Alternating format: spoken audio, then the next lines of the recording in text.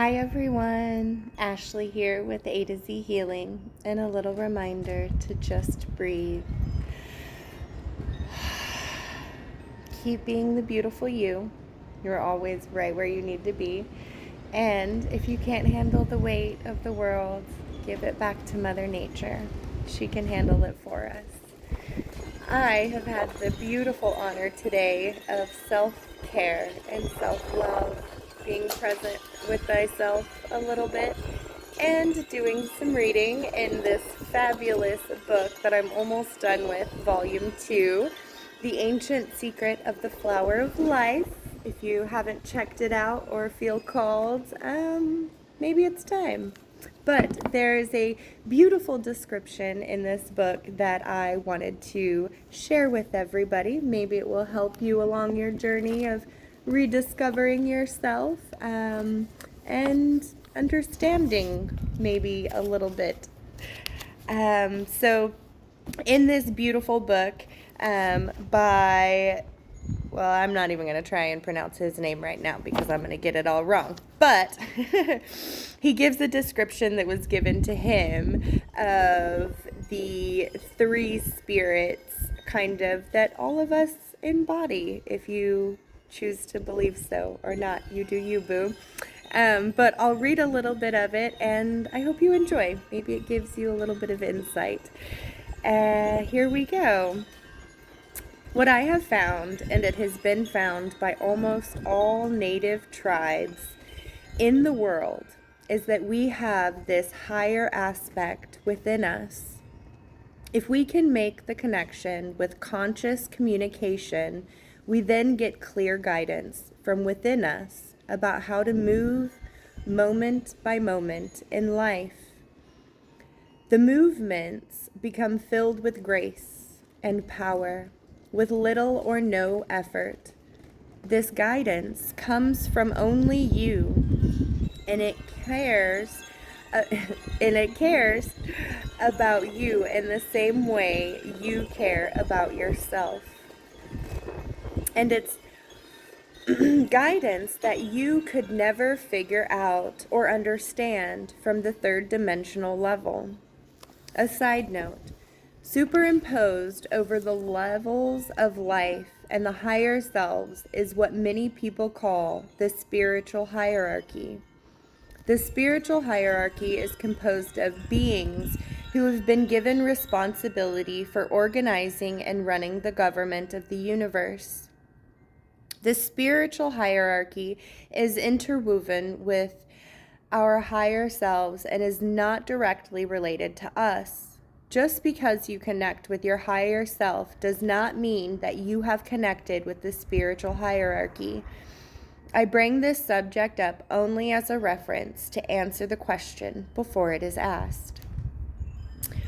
Following is the example that the angels originally gave me when I was trying to understand how the higher self could see so clearly.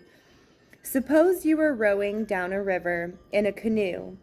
Let's say you're in a jungle and it's the blue skies and green water of the Amazon. There's, pardon me, there's foliage all over. You're having a good time, just rowing your boat down the stream of life. And when you look behind you, you can see only a little way. The trees are so high on each side of the river that you can't see outward or beyond the bend. Your memory of the river goes back only a little, and that's all you can see. As you pass the bend in the next area of the river, you kind of forget the past. You can remember a little bit, but the farther you go down the river, the more unclear it gets in your memory. You can look ahead and see the next bend, so you can see ahead into the future up to the next bend in the river. But after that, you don't have any idea what's coming up. You've never been on this river before. Your higher self is like a huge eagle flying high over your head. Your higher self is in another dimension and perceives time spherically. It sees the past, the present, and the future, all occurring simultaneously. It can see way back along the river, way, way, way back, much farther than you can. And it has a good memory. It can see far into the future too. It has limitations, but they're expanded. It's a fantastic view compared to yours on the river. So it can see things as they're about to happen. It can also see relationships in the reality that you, from this human place, just simply can't see because of your position. Let's say you're following the instructions of your higher self, and your higher self, a great bird, comes down to you and says, "Hey, take your canoe over to the side of the stream here and get out now." If I didn't follow my inner guidance very well, I might say, I don't want to do that. It's beautiful. No, let's wait a while. And then we'll leave. But if I were following the guidance of my higher self, I could simply do it and ask few questions. Then the higher self might say, "Carry your boat through the jungle." So you carry your canoe over logs and tree roots and red ant hills, and you're thinking, "Oh man, these higher selves." If you have been following your inner guidance, you know what I mean. I think we all do sometimes. You're going through all these changes, moving this heavy canoe through the jungle, wondering why the higher self has asked you to do this seemingly crazy act. You might go for half a mile through this dense jungle before you reach the river again and can look back up the river. From there, you see that around that last bend was a 500-foot drop, a waterfall crashing onto massive rocks. Had you continued as your ego had wanted, you would have been killed. But because you changed your path and went another way, you continue to live on earth. You avoided disaster by following an invisible inner guidance that has an ancient wisdom. I used to give a technique for reconnecting with a higher self. I now realize that this technique works only under certain conditions. It worked for me, but I didn't realize that it actually didn't work for me in the way I originally thought it did. Why doesn't it work for someone else? I tried to understand, but at first I couldn't. I had tried for many years, but I just could not understand it. I finally just asked my higher self. I usually wait until I can't figure it out any other way. I asked the angels, "Please just tell me. Show me what it is." A whole series of events happened after that, one after another, each leading to a better understanding. The first thing that happened right after I asked for help was at a workshop I was giving in the state of Washington in Olympia. A man there was in his 60s, a native Hawaiian. When I saw him, I could not understand why he was at this workshop because I could see that he didn't need to be there. I waited a while before I approached him, and I finally said, "What are you doing here?" He said, "I don't know."